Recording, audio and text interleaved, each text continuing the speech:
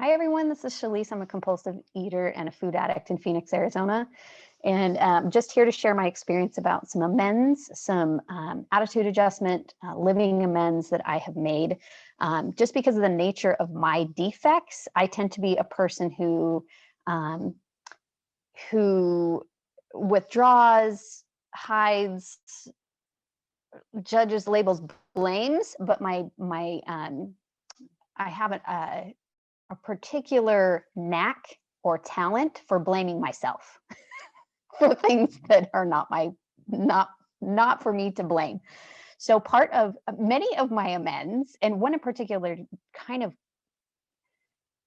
just kind of popped up as I was listening to Lulu's experience, was an amend, or was, I don't even remember exactly what the resentment was, but it had to do with me and my inability to help my kids with math. And it was kind of talking about a struggle that I have with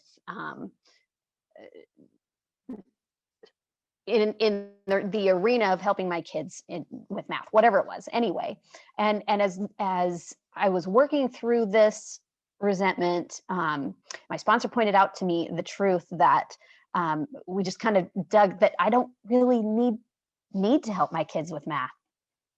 We discovered that my husband is actually an excellent resource with math. He's really good with math. We have Google. Like, we can just get on and look at all these resources, the Khan Academy. I mean, literally, if you're not going to be a good person to help your kids with math, this is the time to live, because there's so many resources. But where it was, seeing those things is one thing, but then taking away and shifting out of that blame of I'm a terrible mom because I can't help my kids with math, or I don't help my kids with math, or whatever the case may be. That was where my amends needed to be made. I didn't need to go make amends to my kids and say, I really suck. And as a mom, I'm sorry. I just can't help you with math. That's not the amends that needed to be made. The amends was asking God to remove that blame and see the gifts that I am able to help them in many, many, many areas. And that I do have all the resources that I need to be able to cover. They have everything they need. They actually may need a mom that can't help them with math for their path or their journey on this earth. That is how it was designed, because that's how it is. And so for me, like just shifting out of that fear of not being good enough, fear of other people's opinions, that blame, that judgment of myself, and shifting into I'm perfect just the way I am. And I have everything that I need to be able to be the mom that I need to be. And when those fears kind of pop up, and they do resurface every once in a while, but I don't go into that I need to do this, I need to do this, or it just kind of naturally now, with God's help, flows into how can I support my girls? What support can I offer? And it's such a more peaceful place to be and to live, rather than, again, being in that blame or that self-judgment of not being good enough. I don't know. I think that the amends process is such a beautiful thing. And like I say, I think when going into it, I thought there were going to be so many like verbal amends that because when I think about amends, it's like I'm going and saying I'm sorry to someone for harming them, but there was no one harmed in this except for myself. And so releasing myself and letting those things go, and just really being grateful for all the gifts that I've got, and the areas where I really shine as a mom. And actually today, I shine as a mom, not knowing how to help them with math, or not being able to help them with math. I shine in that today, knowing that is actually a gift from God as well. So just shifting out of that defect into the asset of the truth in everything's perfect, just the way that it is, and we have everything that we need. My kids have everything that they need, and so that was the experience I had to share. J-Lo. Lulu, do you have anything you want to add? Well, I'd like to add to that how it's wonderful to show your children, you know something, you're you're better at this math than me.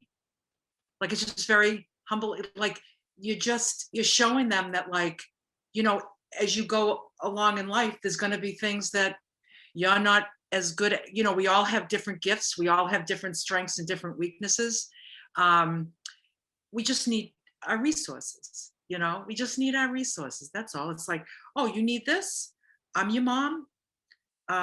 You need this. Let's see. It ain't coming from me.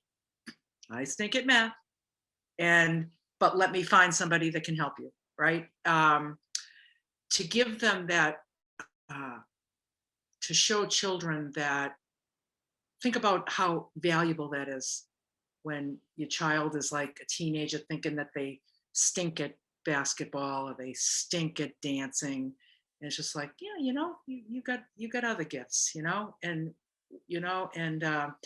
what a beautiful example you are to your children. I see. It's a beautiful thing. Thank you. It's been interesting because as I have worked, I had an experience a couple of weeks ago in living this amends. My daughter she got a low grade on her math quiz, and she had the opportunity to be able to go and make corrections on the questions that she missed. And she asked me to help her. And so I went into that knowing that fractions ain't mine. And I knew what was, but I didn't go into it with fear. And I asked her, I said, do you think you could teach me this, how to do this? And we took about an hour, and she went through and made all the corrections she needed. She knew exactly how to there were some on her test that she just forgot to actually finish the problem. Like she had written it on paper, but she forgot to submit it on her online thing. So it was kind of like, oh, I didn't get it wrong. I just didn't get it all the way. I had it right on my paper, but it didn't make it all the way onto the thing. So like going in without fear was like so huge. And I had another example one night I went to bed early, and my husband and my girls were out in the living room, and they just hoot and holler. They just laugh. They get along so well. My husband he's got a great sense of humor, and he's always constantly making them laugh. And I had this fear come up that, oh no, I'm not that kind of, I don't make them laugh like that. I can't make them laugh like that. And so there was this fear of not being good enough and stuff that popped up. And all of a sudden, this God thought hit me, that it was, they already have a parent that makes them laugh. They don't need two. My husband, like, what do you need two people to make you laugh for? One's enough, and just that gift of and then that God thought was, be quiet, Shalece, be quiet and listen. Your kids are happy. Your kids are laughing with your husband. He's wonderful. And so are you. There are things that you can give them that he can't. You don't need to be funny. And sometimes actually you do make them laugh. You are kind of funny sometimes. So it's just really living in that truth, shifting out of the fears and lies and moving into the truth is just, it's incredible. That's what an amends is. That's what a living amends looks like. And again, it isn't always saying you're sorry. It's living in the truth is an amends. And just that lying in bed and feeling in that moment, oh my God, he's funny and I'm not. There you are doing that comparing, coming out inferior. And then we'll get to step 10 next week, but that was a step 10 right in your head, right in that moment. Sometimes we need to take things to paper to unravel the truth. But once you get a lot of opportunities to do step 10, the longer you're in program and the more step 10s you do, you can just lie there right on your pillow and you're just like, oh, what's the truth here? The truth is they don't need to laugh any more than they're laughing. They're having a good time.